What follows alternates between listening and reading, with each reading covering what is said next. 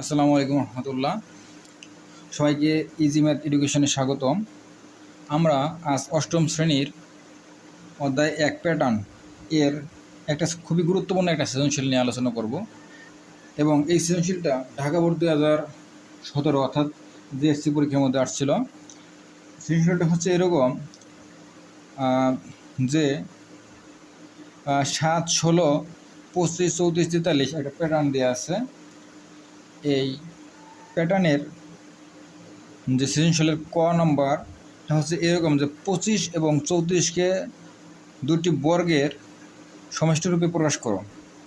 তো এইখানে আমরা ক তো আসলে জ্ঞানমূলক আসে, আর খ আর গ, খ এবং গ আসে হচ্ছে এই তালিকা থেকে আসবে বা এই প্যাটার্ন থেকে আসবে। তো ক নম্বরটা বলছে 25 এবং 34কে দুটি বর্গের সমষ্টিরূপে প্রকাশ করতে হবে। তাহলে 25কে আমরা কী লিখতে পারি? লিখবো যে 25 এবং 34 দুটি সমষ্টিরূপে প্রকাশ। তারপরে 25 সমান দিয়ে লিখবো 25কে লেখা যায়, দেখো তো 9 এবং 16 এই দুইটি সংখ্যা যদি আমরা লিখি, দেখো 9 এবং 16 যোগ করলে কিন্তু 25 হয়।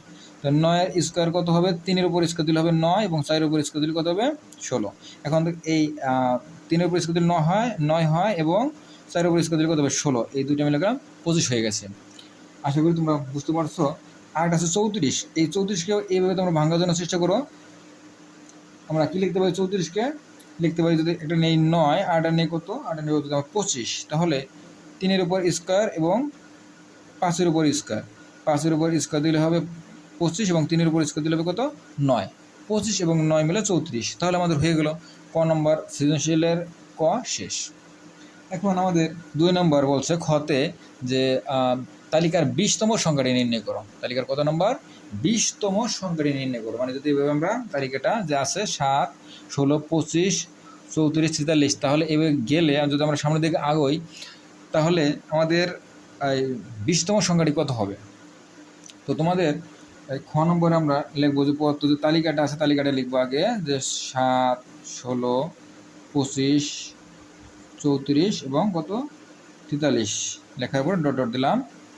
দেওয়ার পর দেখো তালিকার প্রথম সংখ্যাটা কি আছে? তালিকার প্রথম সংখ্যা লিখে আমরা লিখবো। প্রথম সংখ্যা কিন্তু 7 আছে। এখন দেখো 7কে এমনভাবে লিখবা, একটা প্যাটার্ন তৈরি করার জন্য চেষ্টা করবা। 7কে আমরা লিখতে পারি যে এভাবে, তোমরা সহজভাবে মনে রাখবা। এই যে আমাদের প্যাটার্নটা ছিল যে 7-এর পরে 16, 7-এর পরে কত আছে? 16 না? তো 7-এর পরে 16 এর পার্থক্যটা কত আছে? অর্থাৎ 16 থেকে যদি আমরা 7 বাদ দিই, বিয়োগ করি আমরা এখানে যে 16 বিয়োগ 7, তাহলে কত হয়? বলো কত হয়? 9 হয়। তাহলে এই 7কে 9 আকারে ভাঙবো, অর্থাৎ আগে 9 লিখবা, পার্থক্যটা লিখতে হবে। আবার দেখো 25 থেকে 16 বাদ দিলে 9 হয়, আবার 34 থেকে 25 বাদ দিলে 9 হয়, আবার 43 থেকে 34 বাদ দিলে কত হয়? 9 হয়। প্রতি জায়গায় পার্থক্যটা হচ্ছে কত? 9, ঠিক না? তাহলে আমরা এই 7কে লিখতে পারি 9 বিয়োগ কত? 2, ঠিক না? এখন এই লেখাটাই আমরা একটু সুন্দর করে যদি আমরা লিখি তাহলে আমরা লিখতে পারবো যে 9 গুণ 1, যেহেতু প্রথম পদ এই জন্য 1 লিখছি, বিয়োগ কত? 2। এই একটা প্যাটার্ন তৈরি হচ্ছে। তারপরে আমরা আসবো তার পরবর্তী সংখ্যাটা, 2 নম্বর সংখ্যা কত আছে? লিখবো যে দ্বিতীয় সংখ্যা হবে কত? 16 যেহেতু আছে আমরা লিখবো তাহলে কত? 16কে আমরা একবার যদি সরাসরি লিখতে চাই তাহলে দেখো পার্থক্য যেহেতু 9, তাহলে 9 গুণ 2 বিয়োগ কত হচ্ছে? বিয়োগ হচ্ছে 2। 9 2 18 আর বিয়োগ 2 হলে কত? 16। ঠিক তৃতীয় সংখ্যা তাহলে কী করবো? ঠিক একইভাবে তৃতীয় সংখ্যা তো আছে 25, তাহলে তৃতীয় সংখ্যার ক্ষেত্রে 9 গুণ 3 হবে। 9 গুণ 3 বিয়োগ কত? 2। 3 নং 27, 2 চলে গেলে 25 হয়। এভাবে চলতে চলতে আমরা দেখবো যে এখানে বলছে যে কতম পদটা, তাহলে কী হবে? তাহলে কতম সংখ্যাটি হবে কে বলতো? 9ক - 2। অর্থাৎ প্রথম ক্ষেত্রে 9-এর সাথে 1 হবে গুণ, দ্বিতীয় ক্ষেত্রে 2 হবে, তৃতীয় ক্ষেত্রে 3 হবে। আর এখানে যদি 20তম বলছে তাহলে 20তম সংখ্যাটি হবে কি বলো? কি হবে? 9 গুণ 20, 9 গুণ 20 বিয়োগ 2। তাহলে 9 গুণ 20 মানে 180। কত হবে? 180 বিয়োগ 2, তাহলে হইল 178। এই আমাদের 20তম সংখ্যাটি হয়ে গেল কত? 178। তাহলে একবার 20তম সংখ্যাটি হচ্ছে 178। এই খ শেষ। কী করছে আমাদের মেন কাজটা হচ্ছে তোমাদের পার্থক্যটা বের করা। তাহলে কি 16 বিয়োগ 7, 25 বিয়োগ 16, 34 বিয়োগ 25, প্রতিটা ক্ষেত্রে দেখো পার্থক্য কত আসছে 9। এর জন্য এই 9 এই প্রথম সংখ্যাটি লিখবা, তালিকার প্রথম সংখ্যাটি হবে 7 সমান সমান দিয়ে লিখবা, এই যে পার্থক্যটা লিখবা 9, 9 থেকে কী করলে 7 হবে, 2 বিয়োগ করলে হবে 7। এই লেখাটা লেখা যায় 9 গুণ 1 বিয়োগ 2। প্রথম সংখ্যার জন্য 9 সাথে 1 গুণ বিয়োগ 2, দ্বিতীয় সংখ্যার ক্ষেত্রে হবে 9 গুণ 2 বিয়োগ 2 হবে, আবার তৃতীয় সংখ্যার ক্ষেত্রে 9 গুণ 3 বিয়োগ 2।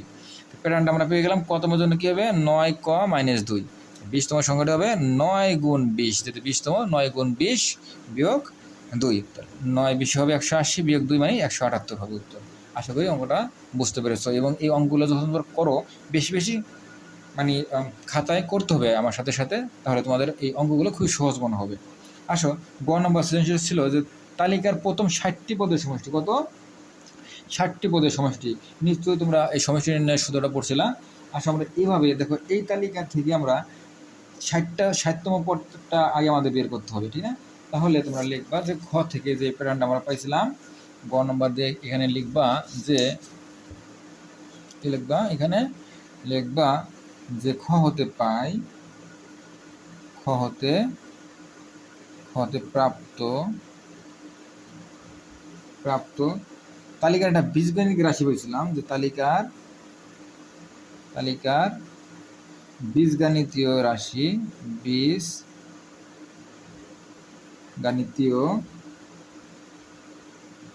বীজগণিত রাশি কি বলতো, মনে আছে? এই মাত্র করলাম যেটা 9 ক মাইনাস 2 খ থেকে পাইছি। তাহলে যেহেতু এখানে বলছে যে 60তম সংখ্যা, ধরে কী হবে, তালিকা 60তম সংখ্যা হবে, 60তম সংখ্যা হবে কি বলতো, এই কর জায়গায় 60 লিখবা।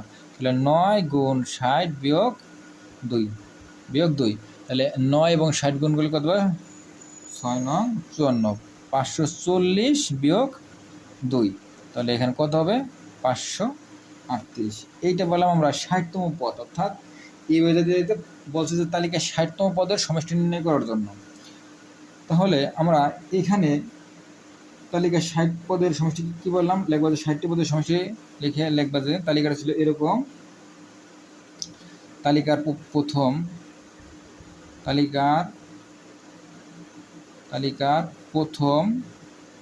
60টি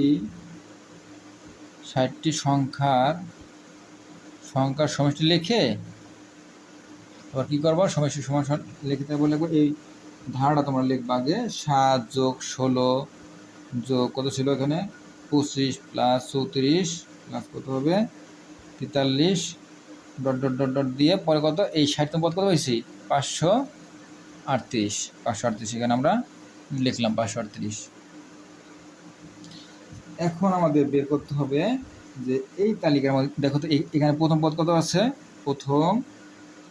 প্রথম সংখ্যা কত, প্রথম সংখ্যা আছে, প্রথম সংখ্যা সমান সমান এই 7 দিয়ে আছে, এবং শেষ সংখ্যা কত আছে, শেষ পদ বা শেষ সংখ্যা কথা, শেষ সংখ্যা আছে কত, এই যে এটা 538, তাহলে দেখো শেষ সংখ্যা 538।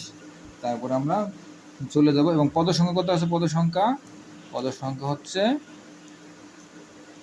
কয়টা, 60টা পদ, 60টি পদ 60। তাহলে আমরা লিখবো অতএব পদ সংখ্যা যদি 60, তাহলে আমরা লিখবো যে অতএব সমষ্টি হবে,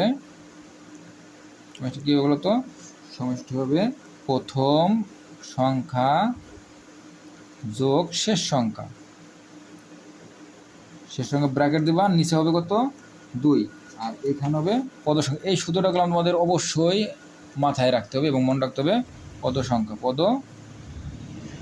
সংখ্যা কী করলাম, সমষ্টি নির্ণয়ের সূত্র হচ্ছে কি, প্রথম সংখ্যা যোগ শেষ সংখ্যা, আর কি হবে ভাগ 2 এবং গুণ কত আছে পদ সংখ্যা। এখন দেখো প্রথম সংখ্যা কত ছিল, প্রথম সংখ্যা ছিল 7, শেষ সংখ্যা কত 538, নিচে দিয়ে লিখবা, নিচে ব্র্যাকেট দিয়ে নিচে লিখবা 2 ইন্টু গুণ দিবা কত 60, কেন, কারণ এখানে পদ সংখ্যা 60 আছে।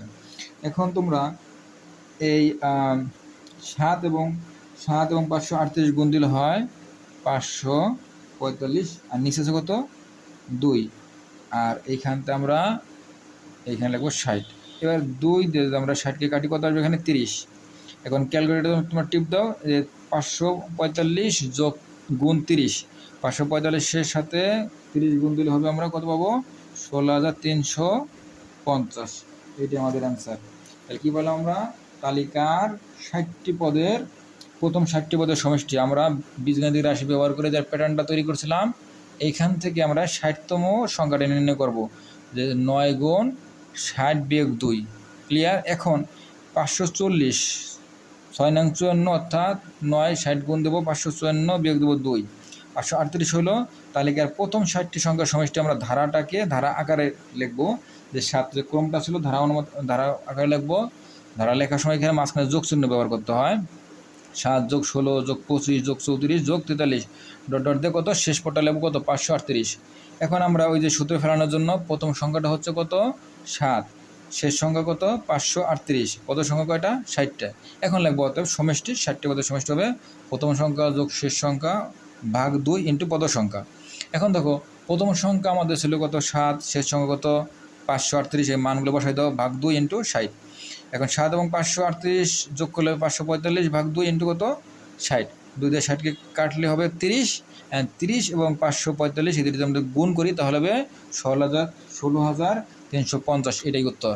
আশা করি তোমরা অঙ্কটা বুঝতে পেরেছো। এবং এই ধরনের সৃজনশীলগুলো খুবই গুরুত্বপূর্ণ, মানে এইটাও জেএসসি পরীক্ষা 2017 সাল ঢাকা বোর্ডে আসছিল এই অঙ্কটা তোমাদের জন্য খুবই গুরুত্বপূর্ণ, এবং এই ধরনের অঙ্ক প্রায় পরীক্ষার মধ্যে আসে। আমার বিশ্বাস তোমরা যদি এগুলো নিয়মিত প্র্যাকটিস করো তোমরা পরীক্ষার মধ্যে ভালো করতে পারবো। আর এ ধরনের অঙ্ক এবং ভিডিও পাওয়ার জন্য আমার চ্যানেলকে সাবস্ক্রাইব করো এবং বেশি বেশি লাইক এবং শেয়ার করে অন্যকে দেখার জন্য সুযোগ করে দাও। সবাইকে ধন্যবাদ।